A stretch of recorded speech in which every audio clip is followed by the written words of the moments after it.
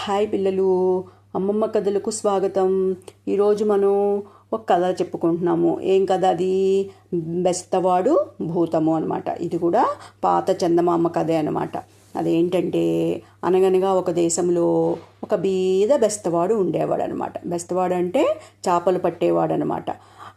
అతను ఏం చేసేవాడు, పొద్దున్నే లేచి సముద్రానికి వెళ్ళి వల వేసి ఆ వలలో వచ్చిన చేపల్ని పట్టుకొని తీసుకెళ్ళి అమ్ముకొని దాంతో జీవనాధారం గడుపుకుంటూ ఉండేవాడు అనమాట. కానీ అతనికి ఒక నియమం ఉండేది. ఏంటది? రోజుకి 4 సార్లు వల వేసేవాడు అనమాట. అంతే. ఆ 4 సార్లులో ఎంత వస్తే, ఎన్ని చేపలు పడితే అన్ని చేపల్ని అతను తీసుకువెళ్ళి అమ్ముకునేవాడు అనమాట. ఒక్కొక్కసారి ఏమీ పడలేదనుకో, 4 సార్లు వల వేసినా ఏమీ బాధపడేవాడు కాదు. దేవుడు ఇంతేను, ఈ రోజుకి ఇంతే, ఇంకేమీ ఇవ్వలేదు అని తృప్తిగానే ఇంటికి వెళ్ళిపోయేవాడు అనమాట. అంతేగాని 5వసారి మళ్ళీ వల వేసేవాడు కదనమాట. అట్లా నియమంగా ఉండేవాడు అనమాట అతను. అయితే ఒక రోజు ఏమవుతుంది, మామూలుగానే రోజులాగానే సముద్రానికి వెళ్ళి వల వేస్తాడు. మొదటిసారి వలలో వాడికి ఒక చచ్చిన కుక్క పడుతుందనమాట. చచ్చిన కుక్క పడింది అని చెప్పి కుక్కను తీసి బయట పడేసేసి మళ్ళీ రెండోసారి వల వేస్తాడు. ఈసారి రెండోసారి ఎండ్రకాయలు పడతాయన్నమాట. అయ్యో అనుకొని మళ్ళీ 3వసారి వల వేస్తాడు. ఈసారి వలలోనూ రాళ్ళు, రప్పలు, నత్త గవ్వలు ఇట్లాంటివన్నీ పడతాయన్నమాట. అయ్యో 3వసారి కూడా చేపలు పడలేదే అనుకొని వాడేం చేస్తాడు, మళ్ళీ 4వసారి దేవుణ్ణి తలుచుకొని వల విసురుతాడనమాట. ఎందుకంటే ఇంకా ఆ రోజుకి ఇదే లాస్ట్. అందుకని దేవుణ్ణి తలుచుకొని 4వసారి వల వేస్తాడనమాట. వల వేసేటప్పటికి ఈసారి వలలో ఏం పడుతుంది, ఒక ఇత్తడి కూజ పడుతుందన్నమాట. ఆ ఇత్తడి కూజ చూసేటప్పటికి వీడికి చాలా సంతోషం వేస్తుంది. అయ్యో, ఈ కూజ అమ్ముకుంటే మనకి 100 చేపల ఖరీదు దాకా ఖరీదు సరిపడా డబ్బు వస్తుంది అని చెప్పి సంతోషపడతాడనమాట ఈ బెస్తవాడు. సంతోషపడి ఏం చేస్తాడు, కూజాని చుట్టూ చూస్తాడు. కూజాకి మూత వేసి చుట్టూ తాడు కట్టి ఉంటుందన్నమాట. వాడికి దాన్ని చూడగానే ఈ కూజా నిండా ఎవరైనా మొహరీలు నింపి సముద్రంలో పడేసి ఉంటారు కదా, చూద్దాంలే ఒకసారి మూత తీసి ఏమన్నా మొహరీలు ఉన్నాయేమో అని ఆశ కలుగుతుందనమాట వాడికి. ఆశ కలిగి ఏం చేస్తాడు, ఆ కూజా చుట్టూ ఉన్న తాడు నిప్పుతాడు. తాడిప్పేటప్పటికి అది తాడిప్పగానే ఆ మూత దానంతట అదే కింద పడిపోతుంది అనమాట, ఎగిరి. అప్పుడు ఈ బెస్తవాడు ఏం చేస్తాడు, ఆశగాను ఆ కూజాలోకి ఇలా తొంగి చూస్తాడు. తొంగి చూసేటప్పటికి వాడికి అందులో ఒక పొగ తప్ప ఇంకేమీ కనిపించదనమాట. ఆ పొగ ఏమవుతుంది, నెమ్మదిగా ఆ కూజా మూతిలోంచి బయటికి నెమ్మదిగా వచ్చి ఆకాశం అంత ఎత్తుకి వెళ్తుందనమాట. వెళ్ళి ఆ తర్వాత ఆ పొగంతా కూడా ఒక చోటకి చేరి భూతంలాగా తయారవుతుందనమాట. ఈ పాపం ఈ బెస్తవాడు ఆ భూతాన్ని చూసి భయపడిపోతాడు. భయపడిపోయి పారిపోవాలనుకుంటాడనమాట. కానీ భూతం ఆ బెస్తవాడిని పారిపోనివ్వకుండా, ఓ రాజా, అదేంటి, ఎక్కడికి పారిపోతున్నావు, ఉండు ఏంటి అని పిలుస్తుందనమాట భూతం. పిలిచేటప్పటికి బెస్తవాడు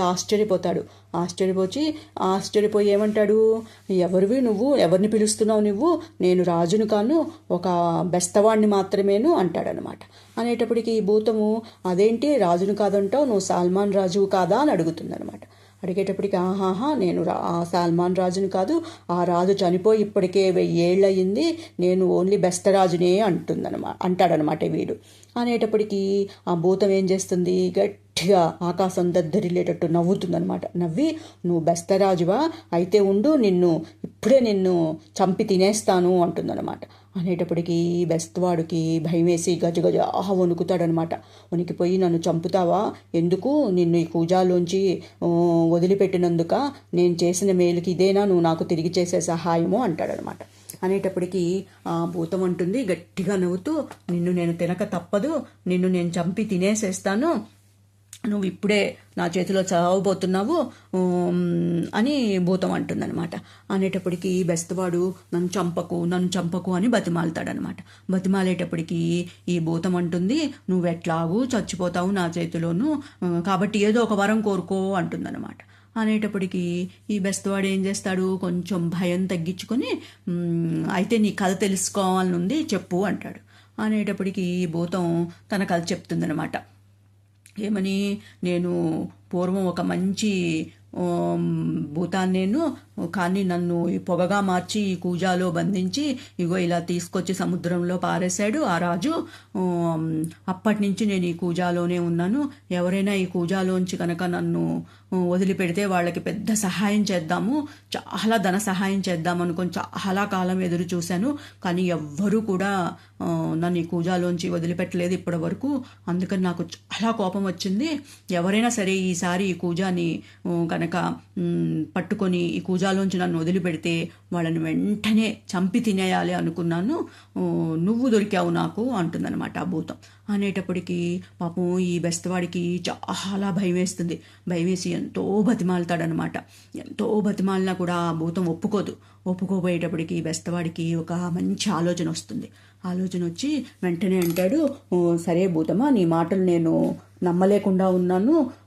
నువ్వు ఎంత అబద్ధంగా అనిపిస్తోంది నాకు నువ్వు చెప్పేదంతాను. ఇంత పెద్ద భూతానివి ఇంత చిన్న కూజాలోకి ఎలా వచ్చావో అసలు అది నేను నా కళ్ళతో చూస్తేనే కానీ నేను నమ్మలేను అంటాడనమాట ఈ బెస్తవాడు. అనేటప్పటికీ ఈ భూతానికి ఈ మాటలు విని మోసపోతుంది భూతం. వీడికి ఎలా అయినా సరే నా ఇది చూపించాలి అని చెప్పి ఏమనుకుంటుంది, అలాగా నువ్వు నన్ను నమ్మలేకపోతున్నావా, అయితే ఉండు చూపిస్తాను అని చెప్పి ఆ భూతం ఏం చేస్తుంది, మళ్ళీ పొగగా మారిపోయి ఆ కూజాలోకి వెళ్ళిపోతుంది అనమాట. వెళ్ళిపోయి ఇప్పుడు నమ్ముతావా నన్ను అని ఆ కూజాలోంచి అడుగుతుందనమాట. అడిగేటప్పటికి బెస్తవాడు అంటాడు, ఆగు సరిగ్గా చూడనివ్వు నన్ను అని చెప్పి గబగబా ఆ కూజా మూత ఉంటుంది కదా అది తీసుకొచ్చి ఆ కూజాకి పెట్టేసేసి గట్టిగా తాడు వేసి బిగించి కట్టేస్తాడనమాట. కట్టేసేటప్పటికి ఆ లోపల నుంచి భూతము లబలబా గట్టిగా అరుస్తుందనమాట. ఓ బెస్తరాజా, నన్ను వదిలిపెట్టు, నిన్ను చంపను, నీకెంతో ధన సహాయం చేస్తాను అని లబలబలు ఆడిపోతూ ఉంటుందన్నమాట ఆ కూజాలోంచి ఆ భూతము. అప్పుడు ఈ బెస్తరాజు అంటాడు, నేను నీ మాట నమ్మను, వదిలిపెట్టానంటే మళ్ళీ నువ్వు చంపి తినేసేస్తావు అని అంటాడనమాట. అనేటప్పటికి ఈ భూతం అంటుంది, నా మాట నమ్ము, నేను బేతాళుడు తోడు ఒట్టు వేసి చెప్తున్నాను, నేను ఏమీ చెయ్యను, నన్ను వదిలిపెట్టు అని బతిమాలుతుందనమాట. బతిమాలేటప్పటికి బెస్తవాడు ఏం చేస్తాడు, సరే నీ మాట నమ్ముతున్నాను, నువ్వు బేతాళుడి మీద ఒట్టు వేసావు కాబట్టి నీ మాట నమ్ముతున్నాను అని చెప్పి ఆ భూతాన్ని కూజాలోంచి మళ్ళీ బయటికి తీస్తాడనమాట. తీసేటప్పటికి ఈ భూతం ఏం చేస్తుంది, ఆ కూజాలోంచి బయటికి రాగానే ఆ కూజాని ఒక్క తన్ని సముద్రంలోకి తన్నేస్తుంది అనమాట. తన్నేసేసి అప్పుడు ఈ భూతం బెస్తరాజుతో ఉంటుంది, నీ వల తీసుకొనిరా, నా అరచేతిలోకి ఎక్కి కూర్చో, నేను ఒక మంచి చోటుకి తీసుకెళ్తాను, అక్కడ చేపలు చాలా బాగుంటాయి, నీకు చాలా ధనం వస్తుంది ఆ చేపలు అమ్ముతేను అని చెప్పి ఈ భూతం ఏం చేస్తుంది, ఆ బెస్తవాడిని ఒక లోయ దగ్గరికి తీసుకెళ్తుంది అనమాట. ఆ లోయ దగ్గర ఒక మంచి చెరువు ఉంటుంది. ఆ చెరువులో నీళ్లు చాలా తేటగా ఉంటాయి అన్నమాట. అప్పుడు ఈ భూతం బెస్తవాడితో ఉంటుంది, నువ్వు రోజు ఇక్కడికి వచ్చి వల వేసుకో, నీకు 4 చేపలు పడతాయి, అవి తీసుకెళ్ళి పక్క రాజుకి అమ్ముకో, అతను నీకు బోల్డ్ డబ్బులు ఇస్తాడు, నీకు దరిద్రం అనేదే ఉండదు అని చెప్పి ఈ భూతము బెస్తవాడితో చెప్తుందనమాట. చెప్పేటప్పటికి బెస్తవాడు సరే అని చెప్పి ఆ భూతానికి, సరే నీ సహాయాన్ని నేను ఎప్పటికీ మరవలేను అని చెప్పి భూతంతో అంటాడనమాట. అనేటప్పటికీ ఆ భూతం ఏం చేస్తుంది, గట్టిగా ఒక్క తన్ను తంతుందనమాట నేలని. తనేటప్పటికి 2గా ఆ భూమి విడిపోతుంది. అక్కడ విడిపోయేటప్పటికి ఆ భూతము ఆ భూమిలోకి వెళ్ళిపోతుంది, మళ్ళీ ఆ భూమి మూసుకుపోతుంది. ఈ బెస్తవాడు ఏం చేస్తాడు, రోజు ఈ లోయ దగ్గరికి వచ్చి ఆ లోయ దగ్గర ఉన్న ఆ చెరువులోనే వల వేసుకునేవాడు అనమాట. వల వేసుకుంటే ఆ వలలో 4 రంగుల్లో 4 చేపలు పడేవన్నమాట. అవి తీసుకెళ్ళి ఆ పక్కనున్న రాజుకి అమ్మేవాడు. ఆ రాజు ఇతనికి రోజు 400 మొహరీలు డబ్బు ఇచ్చేవాడు అనమాట, మొహరీలు ఇచ్చేవాడు అనమాట. ఆ మొహరీలతో ఈ బెస్తవాడి యొక్క దరిద్రం తీరిపోయింది. హాయిగా వాడు భార్య బిడ్డలతో చక్కగా హ్యాపీగా జీవితం సాగించాడనమాట. కథ కంచికి మనం ఇంటికి. Bye bye, good night.